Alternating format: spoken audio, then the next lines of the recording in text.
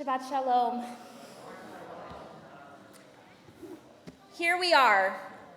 It's been a pretty quiet, dull week, no? Less than 24 hours ago, we did not know whether we would be able to celebrate Shabbat in this building.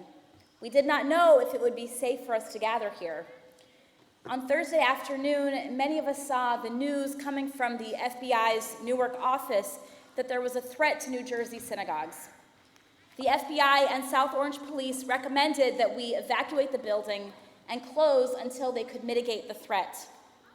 This threat to our community comes on top of a terrifying rise in anti-Semitic attacks and public displays in recent years from hate groups, politicians, and even celebrities. This week, we recognized that the anti-Semitism is not only out there, it's close to home. We recognized that not far from here, there are those who hate us and want to harm us.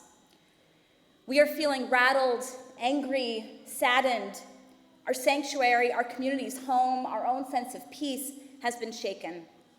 We are grateful to law enforcement for apprehending the suspect, for their incredible care and support and concern for our community throughout this ordeal. I encourage us all to express thanks, whether through cards, baked goods, or a simple thank you to our officers and public officials for taking our safety so seriously. Modim anachnu lachem, we are grateful to you. This coming week, we will mark the 84th anniversary of Kristallnacht, the night of broken glass, when Jews were attacked in the streets and their synagogues, businesses, and homes were shattered and burned. We have to marvel and give thanks that we are not living in 1938. As Bethel member Lori Schuldiner Shore pointed out, in contrast to the night of broken glass, when the state was ruthlessly attacking the Jewish community, now we rely on state authorities to protect us. However, we are understandably not feeling safe at this moment. We long to feel the sense of security promised in God's words to Avram, V'avarchecha, v'varechecha, u'mekalelcha aor. I will bless those who bless you and curse those who curse you. The French medieval commentator Chizkuni points out that the first part of this promise is in the plural form. In other words, there will be many who bless you. Whereas the second half, I will curse the one who curses you, is in the singular. Chizkuni explains there are likely to be far more people who bless a man such as Avraham. What do Chizkuni's words mean to us this week? There are far more people in this country who stand with the Jewish community, who bless and support us, than there are enemies who curse and attack us. The threat of anti-Semitism is unfortunately very real. That's why we took the FBI's warning seriously and acted with an abundance of caution by closing the building. But there are many more allies than there are anti-Semites. A 2014 study by Pew showed that Jews are the most popular religious group in the US. We do not take for granted, popular. We want to be popular.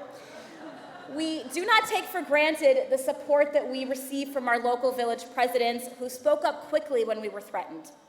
To our Jewish community, wrote South Orange Village President Sheena Collum, please know that your government leaders, Soma community, and law enforcement officers stand strong with you against anti-Semitism. I am so sorry this happened, but I'm very grateful for the partnerships we have with our Jewish faith leaders to take on these challenges with the sense of urgency it deserves. I am proud that at Bethel we acted swiftly and thoughtfully. We did not let this threat stop us from gathering and living our lives as Jews. We gathered for Minyan yesterday morning at Jeremy and Amy Balloon's house. Thank you, Jeremy and Amy, for hosting the community on such short notice. And we are here in our sanctuary today, not cowering in fear, not panicking, but praying and speaking words of Torah. We are not backing down. In the days to come, there will be more discussions about security and how we can best keep ourselves and our buildings safe. And there is still much work to be done to build our relationships with those outside of our Jewish community. We need to speak up and show up for others and one another in genuine and authentic ways. We cannot expect to receive support from others unless we offer our own support in their time of need. One thing is clear. The stronger connections we create with allies, the safer we all are. I invite you to think with Bethel leaders about how we can take steps towards strengthening our relationships with other groups, and please share your thoughts in the days to come. For us and for all American Jews, a journey lies ahead. And like Avraham, we are headed into unknown territory. But at this moment, just for today, let us marvel at the strength and commitment of our Jewish community and take comfort in all those who support us. Let us give thanks to God, the Magen Avraham, the shield of Abraham, who protects and sustains us through the challenges we face. This seems an appropriate time to recite the blessing that Jews traditionally say when they've survived a dangerous experience, Birkat HaGomel. I invite you, if you'd like to recite with me in the first person plural,